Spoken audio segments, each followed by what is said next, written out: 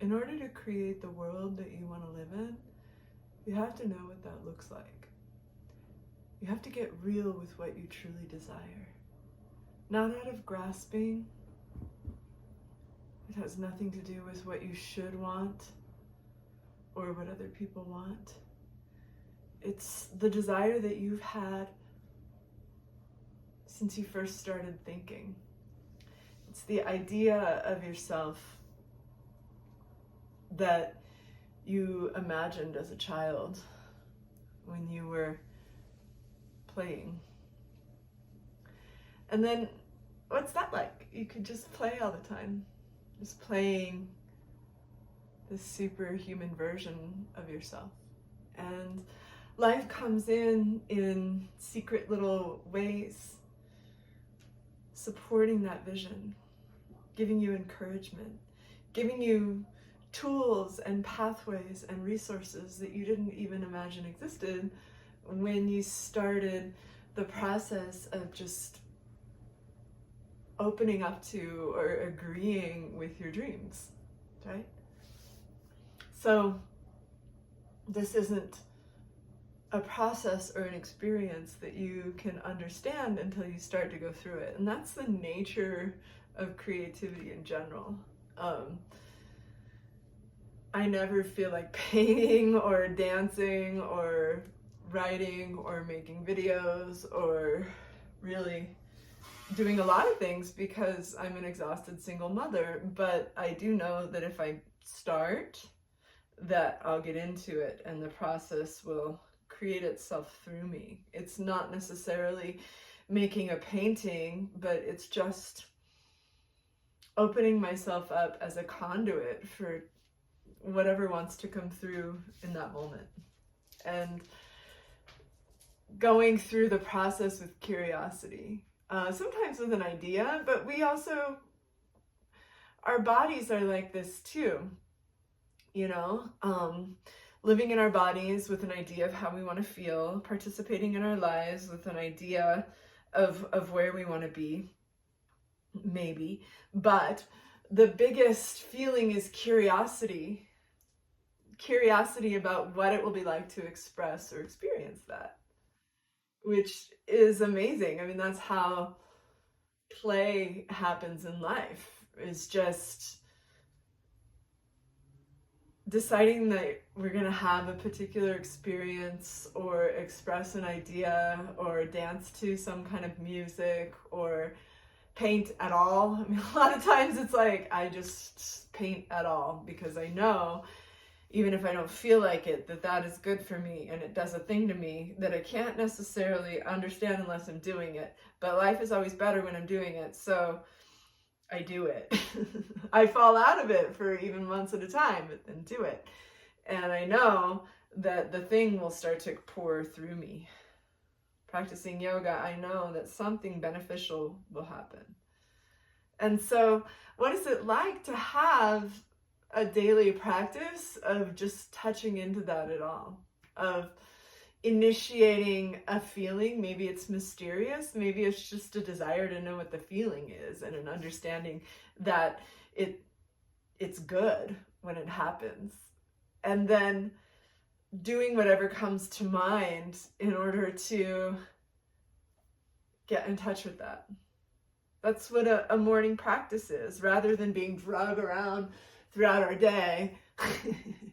All these things happening to us, usually like the worst possible things or the things we're trying to avoid happening to us over and over and over again, right? Because the things that don't agree with our soul's initial idea about life will just keep repeating themselves until we understand them, right? Because we want to understand.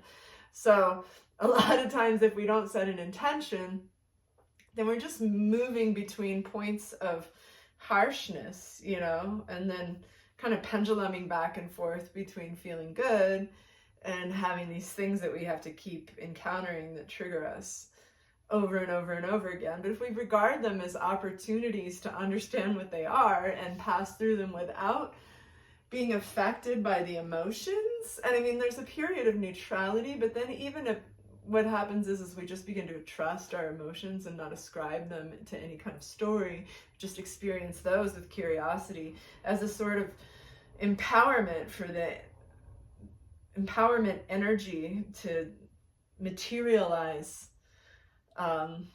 whatever it is that we're bringing to earth. Like a lot of times we don't even know what it'll necessarily look like. We just have to take what we know and start with that, right? And then the emotions that we feel are actually the sensations, the reaction, the spiritual reaction to a particular embodiment. And so if we look at it that way and use the emotions, just that energy, to fuel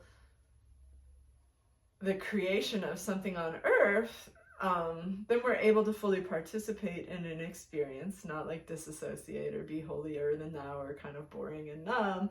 And we get to fully involve ourselves with the experiencing the full becoming, right? Like a lot of times when people go through a spiritual transformation, we have to kind of witness ourselves go through even the torture of losing friends that no longer resonate with who we are, of missing out on experiences, that even things that we loved or we thought we loved, that we have to step away from our truth in order to participate in. Like, you know, a lot of times people have to give up drinking and partying, certain groups of people, things that stress them out, parts of their work, because they just don't resonate with their truth. Like they've been doing something to contort themselves to get interested in it, and they have to just let it go and make space. Like if we're trusting our intuition, we have to let those things go, and then space is made, right? And that's a painful experience. And at first we do it numbly and we're living up to these ideals, and a lot of times people, or anger, a lot of times people do it with anger and they bump people off or they like quit their jobs. But then once you start to trust it, you can just go through the emotions and understand them as a type and frequency of energy that comes along with manifestation, and we can regard the different places and situations that we find ourselves in with curiosity. And then we can watch the becoming of the next phase, or the becoming of the physical version of what we're cultivating, and we can watch it unveil itself. And it's delightful, it's fun. Takes a lot of trust in oneself, and we have to know the sensation of clear desire. And that takes some doing, because a lot of times we've even been taught that we're not allowed to, or we're not supposed to embrace our desires because they're egoic or greedy. A lot of times our greatest desires feel greedy. And so people have to confront the idea initially that our desires, we were taught that our desires are no longer, or are not supposed to be indulged, that we're actually supposed to move against them, that they're even sinful. So once we confront that, then we open up to actually seeing them, and then we have to lean into them enough to believe that they are possible, and then see how they create themselves in real life. And I could explain that to you over and over and over again a million times, which I might, but you're never going to really understand until you experience it. But once you experience it once or a few times, then you know the process, and then you can jump off cliffs and know that your wings work, right? You can look at it as a process of becoming. And so it's easy to embrace change. It's easy to transform. It's easy to let things go. It's easy to recognize when things don't resonate. It's easy to understand what a true desire is, what a true version of ourselves is, and then also see the beliefs that are blocking them when they arise, and let them go. We can also understand what it looks like to be people-pleasing and having somebody else projecting their desires on us, or that we're adopting things that we want to do because we want to be accepted in a certain genre of society, or we want to live up to somebody else's standards. A lot of times that takes over all of our own personal desires. So it really is. It's a process. It takes a few years. You'll get to a point where you feel like you've got it all made, and you'll live in it for a while, and then go in for another round, like slough off another skin.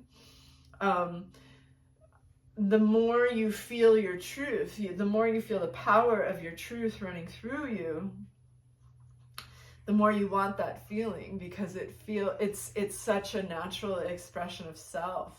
It's the most beloved. It's encountering our truth. It's encountering what we desire to see in other people. It's that physical realization that what we've been looking for in other people and things is actually what we've been wanting to see in ourselves. It's our most desired part of our existence.